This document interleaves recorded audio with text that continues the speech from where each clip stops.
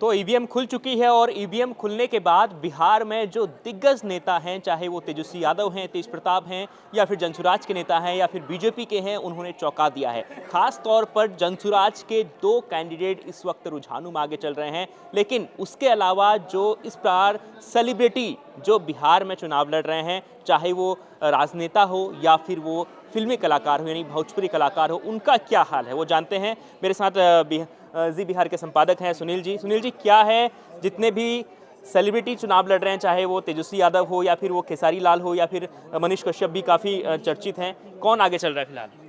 अभी राघोपुर से तेजस्वी यादव आगे चल रहे हैं। तेज प्रताप आगे पीछे हो रहे हैं, कभी आगे हो रहे हैं कभी पीछे हो रहे हैं। कुम्हरार से केसी सिन्हा पीछे हो गए। जनसुराज के प्रत्याशी, इनका बहुत नाम था बिहार में, प्रोफेसर हैं ये। और चनपटिया से मनीष कश्यप आगे चल रहे हैं। लखीसराय से विजय सिन्हा आगे चल रहे हैं, डिप्टी सीएम हैं ये अभी फिलहाल। रेणु देवी बेतिया से पूर्व डिप्टी सीएम आगे चल रही हैं। तारापुर से सम्राट चौधरी आगे चल रहे हैं। और मोकामा का क्या हाल है? मोकामा में अनंत सिंह आगे चल रहे हैं। सबसे बड़ी खबर आज की यही है कि मोकामा से अनंत सिंह आगे चल रहे हैं। मोकामा में जबरदस्त हिंसा हुई थी और पूरे बिहार में एक पैनिक क्रिएट हो गया था, तो उसके बावजूद मोकामा से अनंत सिंह का आगे होना बताता है कि उनका वहाँ पे का भी काफ़ी चर्चा थी। ठाकुर आगे चल रही हैं, मैथिली ठाकुर आगे चल रही हैं। बिल्कुल। तो इसके अलावा हम लोग देखते हैं कि खेसारी लाल पीछे चल रहे हैं जी अभी तक। खेसारी लाल यादव पीछे चल रहे हैं, ये उनके लिए बहुत बड़ा सेटबैक है।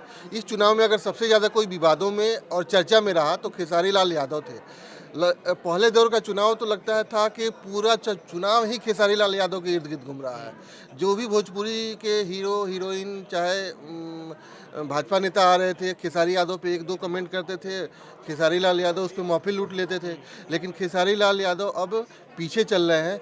इससे लगता है कि चुनाव में जो दिख रहा था वो कुछ और था और पब्लिक के बीच जो सेंटिमेंट था वो कुछ और था। बिल्कुल। तो देखिए, इस वक्त जो रुझान सामने आए हैं, 110 सीटों पर इस वक्त एनडीए आगे है और इंडिया गठबंधन जो है वो 81 सीटों पर आगे है। ये पहले ईवीएम खुलने के बाद उसके रुझान हैं, यानी पहला रुझान है, पहले राउंड की जो काउंटिंग है उसके बाद के नतीजे हैं। इसके बाद जो अब लगातार महागठबंधन हालांकि अपनी सीटों में आगे बढ़ रहा है, लेकिन एनडीए ने अब तक बहुत अच्छी खासी बढ़त बना ली है। लगभग उनके पास 30 सीटों की बढ़त है। अब ये 30 सीटों की बढ़त कब तक बनी रहती है, क्या ये आखिर तक बनेगी या ये बढ़त नतीजों में यानी फाइनल नतीजों में क्या कन्वर्ट हो पाएंगे, हार जीत में कन्वर्ट हो पाएंगे, ये देखने वाली बात होगी अगले राउंड पर। और अगले जो बाकी जो सेलिब्रिटी हैं, चाहे वो जनसुराज के हो, चाहे वो आरजेडी को हो, जेडीयू को हो, बीजेपी के हैं, उनका क्या हाल है वो भी आपको बताएंगे। देखते रहिए इंडिया.com।